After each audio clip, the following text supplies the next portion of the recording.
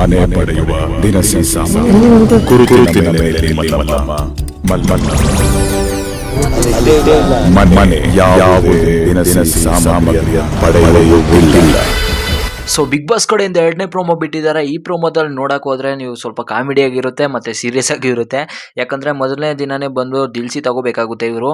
So ಇದರಲ್ಲಿ ಬಂದ್ಬಿಟ್ಟು ಯಾರು ಸಿಂಗಲ್ ಆಗಿ ಅವರೆಲ್ಲ ಡಬಲ್ ಇರೋ ಬದಲು ಸಿಂಗಲ್ ಯಾರ್ಯಾರು ಇದ್ದಾರೆ ಸೊ ಅವ್ರಕ್ಕ ಚಾನ್ಸ್ ಕೊಟ್ಟಿದ್ದಾರೆ. ಸೊ ಇವ್ರು ಹೋಗಿ ಅಲ್ಲಿ ದಿಲ್ಸಿನ ಏನೇನು ಬೇಕು ಅಂತ ಸೆಲೆಕ್ಟ್ ಮಾಡ್ಕೋಬೇಕು. ಸೊ ಇಲ್ಲಿ ಬಂದು ಮಲ್ಲಮ್ಮವ್ರು ಹೋಗಿದ್ದಾರೆ. ಸೊ ಏನು ಮಾಡಿದ್ದಾರೆ ಅಂದರೆ ಮಿಸ್ಟೇಕಲ್ಲಿ ಎಲ್ಲನೂ ಒಂದೇ ತಾಗ ಸೆಲೆಕ್ಟ್ ಮಾಡಿದ್ದಾರೆ ಮತ್ತು ಅದು ಪರ್ಫೆಕ್ಟಾಗೂ ಕೂಡ ಪರ್ಫೆಕ್ಟಾಗಿ ಕುಳ್ಳಿಲ್ಲ. ಅಂದರೆ ಪ್ರೋಮೋದಲ್ಲಿ ನೋಡಿದ್ರೆ ಅದೇ ರೀತಿ ಇರೋ ರೀತಿ ಇದೆ, ಏನಾಗುತ್ತೆ ಗೊತ್ತಿಲ್ಲ.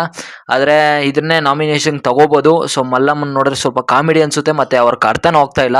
ಸೊ ಅಲ್ಲಿ ಅವ್ರು ಏನೇನು ಹೇಳ್ತಾ ಇದ್ದಾರೆ ಬಿಗ್ ಬಾಸು, ಸೊ ಅವ್ರಿಗೆ ಅರ್ಥನೇ ಆಗ್ತಾ ಇಲ್ಲ. ಸೊ ಏನಾಗುತ್ತೆ ಅಂತ ನೋಡೋಣ. ಸೊ ಬಿಗ್ ಬಾಸ್ ಕಲಿಸುತ್ತಾ ಇಲ್ಲಾಂದರೆ ಇವ್ರು ನಾಮಿನೇಷನ್ ಮಾಡಿ ಈ ವಾರನೇ ಹೋಗ್ತಾರೋ ಏನಂತಾನೆ ಗೊತ್ತಿಲ್ಲ.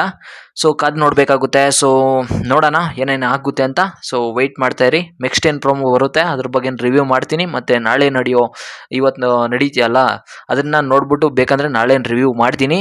So and next time video ಮಾಡಬೇಕಂತ ಕಾಮೆಂಟ್ ಬಾಕ್ಸಲ್ಲಿ ತಿಳಿಸಿ. Thank you for watching. Love you all guys. ಮುಟ್ಸಿಗನ ಬಾಯ್ ಗೈಸ್.